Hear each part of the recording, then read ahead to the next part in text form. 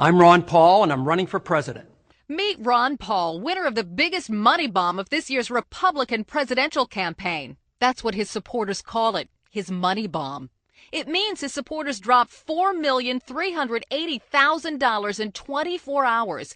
That's $182,500 per hour, $3,042 per second. Thank you for the support. We've always known the message was very powerful, but we didn't know how many people would support it. But his supporters call Ron Paul an internet sensation, much like Howard Dean was, only better. Paul essentially stays out of the way and lets his online supporters figure out how to raise money. Their Netroots campaign is sometimes wholesome and sometimes decidedly not. And if I'm so dumb, then how do you explain this? She and hundreds of thousands of others are hip to Paul because he's anti-war, fiscally conservative, and they say principled and honest. They know that despite a decided lack of traditional media coverage.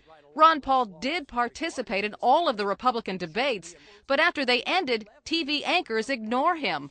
According to the tracking company VMS, Ron Paul's name was mentioned just 4,695 times on TV news and cable shows from August of 2006 to August of 2007. What a comparison? John McCain was mentioned 95,005 times. It's not something that's lost on Paul. I think maybe it might be, a little lazy work on their part, and it's hard for them to believe that somebody that takes my positions would have such a popular following. But after Paul's money bomb, things may change. While Paul lags behind candidates like McCain in mentions and poll position, he has more money in the bank than Senator McCain. I think that people are starting to pay attention. So the big step is, can Ron Paul make the jump from his early adopters to the mainstream?